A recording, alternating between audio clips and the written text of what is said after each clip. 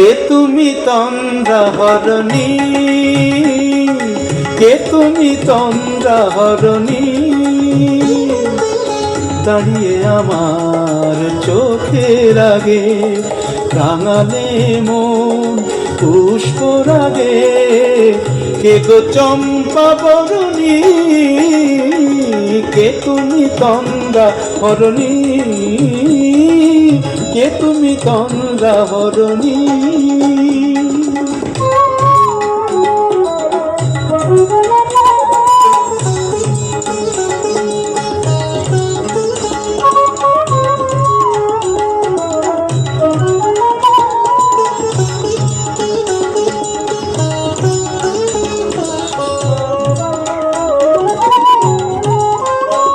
আজ তোমায় দেখে হলো মনে, তুমি ছিলে মনের কোণে।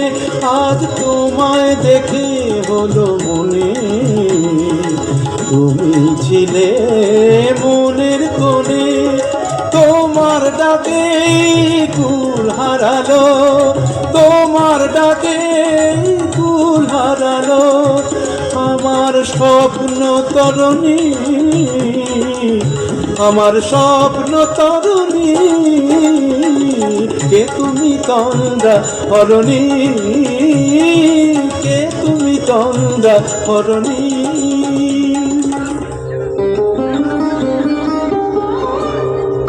কে তুমি সুন্দরী রূপসী নারী, তুমি সত্যিই আমার মনোহরণ করেছ। আমি উর্বশী, তোমার অভিসারিকা, তোমার শ্রী অঙ্গের সৌরভে আমি কামিনী। তোমার ওই গানের সুরে আমি হব শুধু তোমার প্রণয়নী। তুমি তুমি উর্বশী,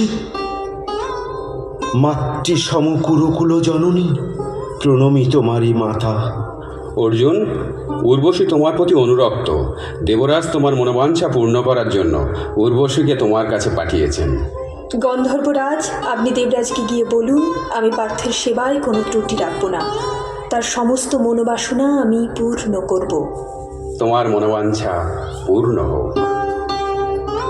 আপনি আমার গুরুপত্নী তুল্য, আপনার কামনার কথা শোনাও আমার মহাপাপ।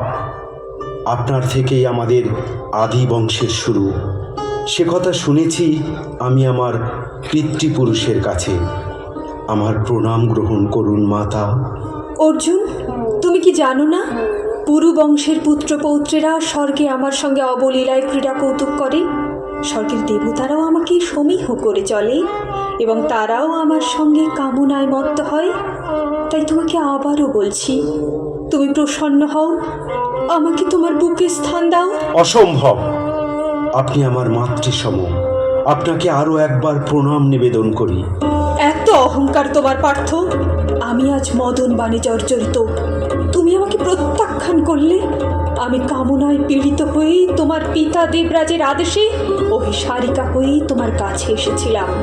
শোনো হে পার্থ, যে উর্বশীর অভিসারিকা রূপে ঋষিরাও পর্যন্ত কামনায় জর্জরিত হয়, তুমি নির্বিকার থেকে আজ সেই ঋষিদেরও পরাস্ত করেছ। তাই আমি তোমাকে অভিশাপ দিচ্ছি, মর্তলোকে তোমাকে মানহীন নপুংসক হয়ে নারীদের মাঝে নৃত্য করে ষণ্ডের মতো কাল কাটাতে হবে। কি হয়েছে পার্থ? কি হয়েছে তোমার? শোনো পার্থ, উর্বশীর অভিশাপ তোমার জীবনে একদিন অর্থবহ হবে। তার অভিশাপ কখনো মিথ্যে হয় না। পার্থ, মর্তলোকে তুমি দীর্ঘ 12 বছর অজ্ঞাতবাসের পর 13 বর্ষে যখন তোমার পঞ্চভাই অজ্ঞাতবাসে থাকবে, তখন ক্লীব রূপে নর্তকীর বেশে তুমি অনায়াসে দিন কাটাতে পারবে। এরপর আবার তুমি পুরুষত্ব লাভ করতে পারবে। তাই যেন হয়, তাই যেন হয় গন্ধর্বরাজ।